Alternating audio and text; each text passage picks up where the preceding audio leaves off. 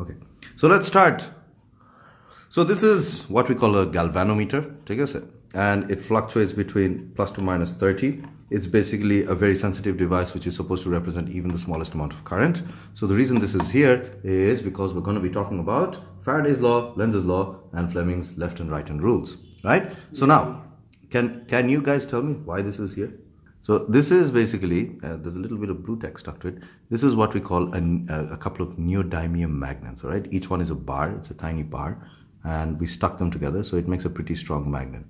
So the thing about neodymium magnets is, as I said, they're very strong. So I'll show you this really cool thing, right? So this is a coil that we got out from the other day's transformer.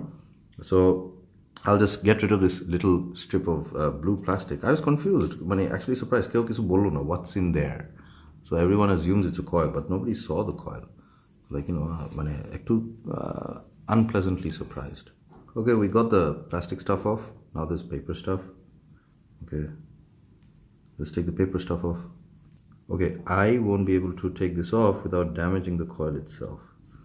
So, okay, I'll take this off after we're done with the experiment, all right? So, what we're doing is, hi, can you teach us how to find beta particle for using left-hand rule? Yeah, we'll do. Don't worry. So, this is a coil, all right? I'll prove it's a coil a little later. So, this is a coil. And an interesting thing is, this galvanometer shows no deflection. It's basically almost at zero. There's a small zero error. If you pay really close attention, you'll see there's a tiny zero error. So we're going to ignore that for now because we want life to be easy. And what we're going to do is, we're going to use our neodymium magnets. And basically, of these magnets, these are like North Pole, and this end is like South Pole, right? So I'm going to take one of the sides, which is a North Pole. And, guys, watch this. And what I'm going to do is, I'm going to make it move towards the iron coil.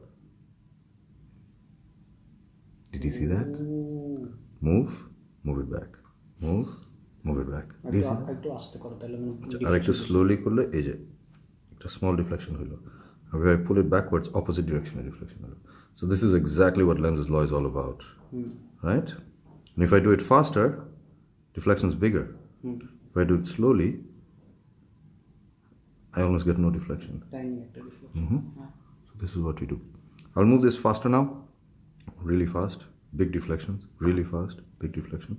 And every time you move it, the deflections are in the opposite direction. And if I take this coil and I reverse it, basically hold it like this and then do it, you see that, yeah, pretty big deflections. But in the opposite direction. Yes, exactly.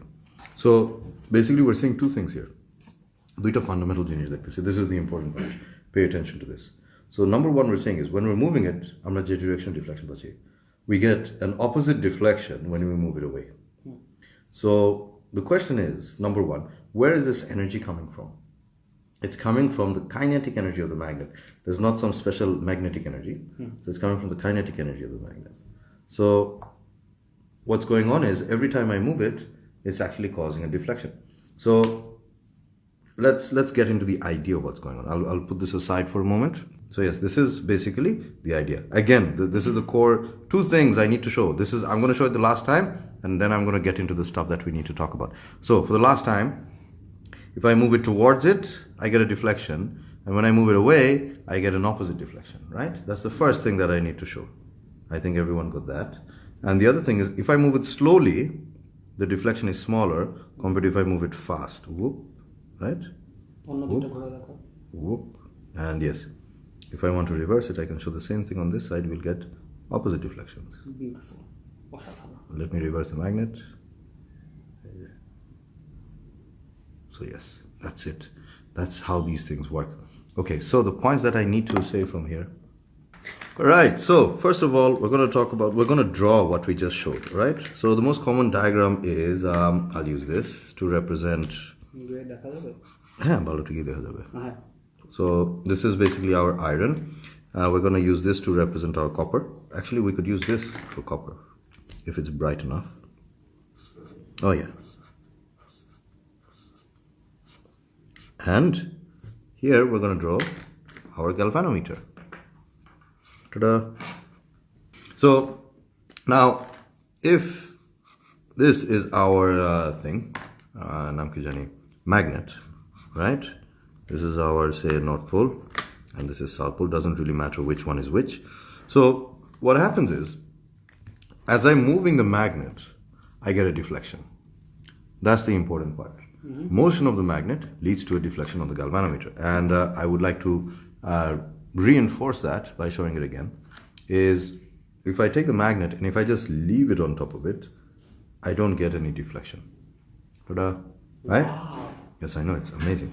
So the reason I'm not getting any deflection is because there's no changing flux lines. The flux lines are not being actively cut through. No flux line cut. No flux line cut, yeah. They love listening to that. Flux line cut, flux line cut. So basically that. And the moment I move it is when I get a deflection.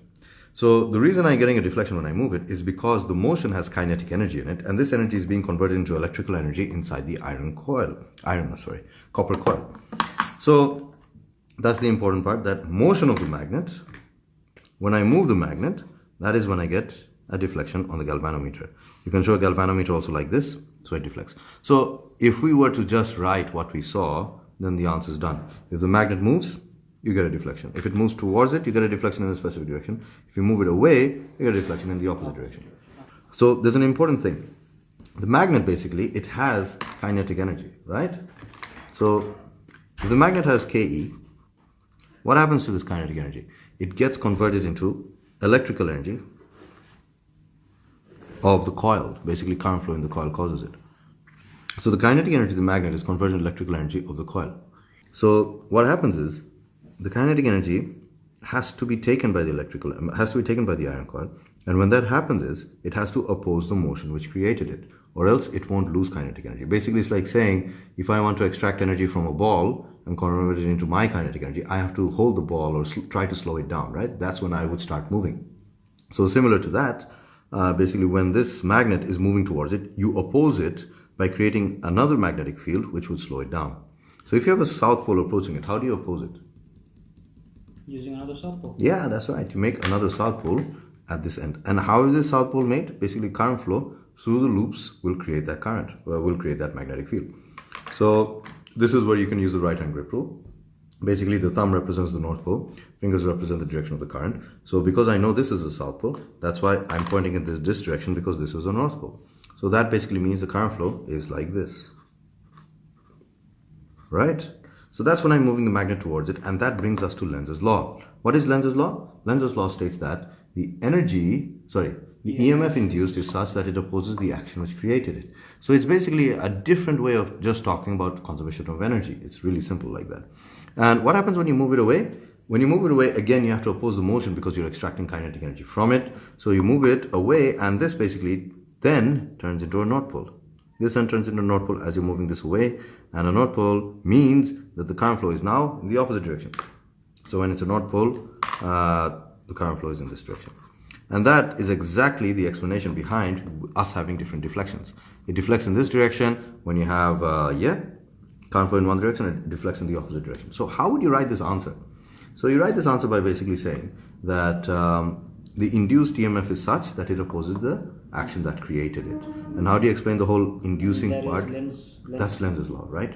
And how do you explain it? You basically explain it that as the magnet moves, there's flux lines cutting through the coil. This induces an EMF. That's an important part. You have to mention it induces an EMF. It doesn't induce a current. And you must mention induce, you must mention EMF. These are the two things you must mention. And it results in an induced current, right? That's that. And alongside that, another thing that we need is basically what happens if you move it faster or slower, or what are the factors which affects the deflection of the coil. So number one is the number of turns of the coil. So basically, if I was to repeat this experiment again with another coil which was bigger, then you'd actually get an answer where the deflection is more, right? That's one thing. Number two is what would you get if you put an iron core inside? This doesn't have an iron core in it, but I'll go looking for an iron core sometime, and I'll try to do it again with basically a block of iron inside here. You'll see that the deflection is much, much more. It's going to be much higher deflection because that's another factor which affects it. And the third factor is basically how fast the magnet is moving. This is Faraday's law, right? So Faraday's law actually has an equation, and the equation kind of goes like this, the equation that we follow. And d5 by dt. Yes, but that's an A-level thing, but I end up saying it because it kind of helps the students. So phi is basically the flux lines, the number of flux lines which are cutting through the magnet itself. N is the number of turns that the coil has, right? And an induced EMF is E. So we can make an equation with these and also time, where induced EMF is equal to del N phi by del T. So what this says is, the more number of turns you have, the greater the induced EMF. The stronger the magnetic field, or the change in the magnetic field, the greater the change, the greater the induced EMF. And also, the faster you do it, the greater the induced EMF. And Lenz's law can sometimes be represented as minus here. Guys, I'm able to see, this is not something that you need, this is for your A2s. It's just a nice thing to explain with. That's why I talk about it. Alright, now the thing is that this is Faraday's law, and if we were to state Faraday's law in words, what would it be? It would be that the rate of change of, the induced EMF is directly proportional to the rate of change of flux linkage. So this is what it is. The induced EMF, let's use that number thing again. The induced EMF is directly proportional to this, to the rate of, directly proportional can be this, directly proportional to the rate of change of flux linkage. This is your change of flux linkage. So this is basically what Faraday's law says, and that's exactly what we see here, right? We're just going to show it again so that you guys get it clearly. So we move it towards it, you get a deflection, you move it away, you get a different deflection. You move it slowly, you get a small deflection, you move it slowly, you get a small deflection. You move it fast, you get a bigger deflection, you move it fast, you get a bigger deflection, right? Simple as that. All right, we have a bunch of questions already. Move them to the left at the same speed. Oh yeah, that's what Marion just said. Oh damn, man, smart. So he's like, let's move them together. Move them together. আমার হাতের একটু motion হচ্ছে, এর জন্য একটু কাঁপতেছে। But who said this? Marion. I said something Marion said. Feeling smart. No. Neodymium magnets. Yeah, man. Can you pass a magnet through the coil? Okay. এখন it's more like you do that. Make it jump. Make it go in circles. Can it do tricks? Make it do tricks. Oh, nothing happened. Can you tell me why nothing happened? নিচে যত flux lines কাট হইতেছে উপরে equilibrium Not really. It's because this is the north pole, this is the south pole. So I was saying like this হয় না, but এরকম আমি যদি ঢুকতো, doesn't go through it. যদি ঢুকতো, then we would see some pretty cool stuff. We'd see some big deflections. That's perpendicular to the... হ্যাঁ, মানে flux line cut করে যাবে, বাট এরকম হচ্ছে না because এটা নর্থ পোল, oops, আর একটা south pole. That's why you can't actually. এটা নর্থ, এটা সাউথ. মানে one of the ends of this, okay. One is north, one is south, so that's why you're getting this. Okay, if we have a really long coil or wire held vertically and we drop a magnet through it, what would be the reading of the galvanometer in the middle of the coil while it's falling? Exactly in the middle, it's going to be 0. আর উপরে ওঠার সময় আর নিচে উপরে, মানে basically, let's draw his question. So basically saying, say we have this really long coil, so like, blah, blah, blah, blah, blah, blah, blah, blah, blah. And we have our galvanometer, and we take our little magnet and we drop it. At the midpoint, it's going to give 0. But before and after that, as it moves through, actually, as up to the point where it enters, it's going to give a reading. The moment it enters, what's going to happen is, even when it's here, there's going to be a magnetic field induced EMF on this side and an opposite field induced on this side. So they actually do cancel out. So as it passes through the coil, there shouldn't be any induced EMF in it, right? And then when it comes out the other end, North Pole and South Pole, you'll get another deflection.